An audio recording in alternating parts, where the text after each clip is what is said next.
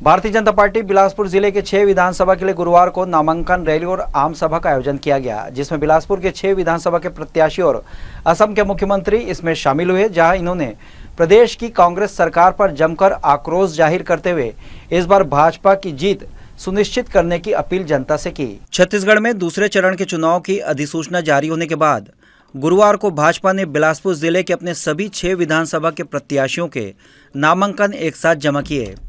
इससे पहले शिव टाकिज चौक के पास से भाजपा ने अपनी 6 विधानसभा के प्रत्याशियों की एक साथ भव्य रैली निकाली। रैली शिव टाकिज चौक से शुरू होकर गांधी चौक, बिलासपुर सिटी कोतवाली चौक, गोल बाजार, सदर बाजार, देवकी नंदन चौक होते हुए वाजपेयी मैदान पहुंचकर आम सभा के रूप में तब्दील हुई। इस आम सभा में बिलासपुर विधानसभा के 6 प्रत्याशियों के अलावा असम के मुख्यमंत्री हिमंत बिस्वा शर्मा भी शामिल हुए, जहां उन्होंने प्रदेश की कांग्रेस सरकार पर जमकर प्रहार करते हुए कहा कि प्रदेश में इन 5 सालों में जिस तरह से भ्रष्टाचार और अपराध के मामले बढ़े हैं, उसे बिलासपुर सहित प्रदेश काफ़ी पीछे चला गया है। पिछले 15 सालों में भाजपा के द्वारा छत्तीसगढ़ में विकास को लेकर जो गाथा लिखी गई, उसमें अब छत्तीसगढ़ बेहद पीछे है।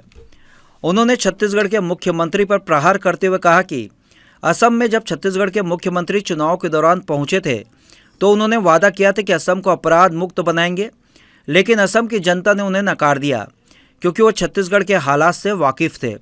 ऐसे में इस बार भी छत्तीसगढ़ की जनता उन्हें नकारने वाली है। जो छत्तीसगढ़ अपना संस्कृति के लिए पूरा देश में जाना जाते हैं, वही छत्तीसगढ़ का जो परिचय है, वो परिचय भूपेश बघेल जी ने कोयला घोटाला, दारू घोटाला का साथ ये छत्तीसगढ़ का नाम जोड़ दिया है। भाई और बहनों, ये भूपेश बघेल जी ने सरकार में कुछ काम नहीं किया। मोदी जी असम के मुख्यमंत्री ने छत्तीसगढ़ के एक-एक योजनाओं पर बारीकी से जानकारी देने के साथ ही कहा कि कांग्रेस का मतलब ही केवल भ्रष्टाचार करना है। उन्होंने ईडी से लेकर न्याय योजना और गोबर घोटाले तक का जिक्र करते हुए कहा कि छत्तीसगढ़ को केवल एटीएम बनाकर रख दिया गया है, वो भी केवल एक ही परिवार के लिए। उन्होंने कांग्रेस के 22 विधायकों के टिकट काटे जाने पर चुटकी लेते हुए कहा कि इन 22 विधायकों ने अगर अच्छा काम नहीं किया है तो उन्हें टिकट काटे गए, तो फिर यह जिम्मेदारी मुखिया की है। अगर इन्होंने भ्रष्टाचार किया है तो वो खुद के लिए नहीं बल्कि अपने मुखिया के लिए किया। के अपना नाम लेने का कोशिश किया। अभी मुझको किसी ने पूछ रहा था कि भूपेश बघेल जी ने धान खरीदारी में अपना खजाना से 600 रुपया देता है। मैं वो बंधु को पूछा, भाई भूपेश बघेल जी 600 रुपया देता है, लेकिन 2000 रुपया कौन देता है? 2000 रुपया तो नरेंद्र मोदी देते हैं ना। 2000 रुपया अगर नरेंद्र मोदी नहीं देगा तो ये 600 रुपया का काम क्या होगा? आप 600 रुपया दे के वो स्कीम का नाम बना दिया राजीव गांधी न्याय योजना, लेकिन 2000 रुपया जिसने दिया उसका कुछ नाम नहीं है। वो स्कीम का अगर नाम देना ही चाहिए था, वो स्कीम का नाम क्या देना चाहिए था? नरेंद्र मोदी न्याय योजना देना चाहिए था। आम सभा के दौरान उन्होंने जनता से अपील की कि इस बार डबल इंजन की सरकार छत्तीसगढ़ में बनाए, ताकि जनता के विश्वास के साथ या विकास कार्यों में तेजी आ सके। केंद्र की योजनाओं उन तक पहुंचकर छत्तीसगढ़ में एक बार फिर से खुशहाल छत्तीसगढ़ के सपना को साकार किया जा सके।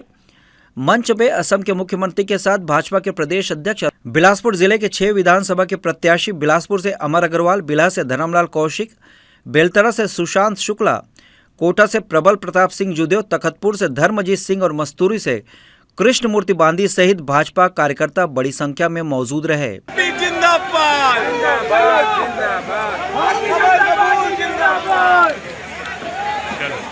चलिए, भाजपा ने आज अपनी नामांकन रैली से यहाँ मेगा शो में तब्दील किया है। इस नामांकन रैली को शिव टाकिज चौक के पास से निकली यह भव्य रैली, जिसमें पूरे बिलासपुर जिले के 6 विधानसभा के प्रत्याशी मौजूद थे।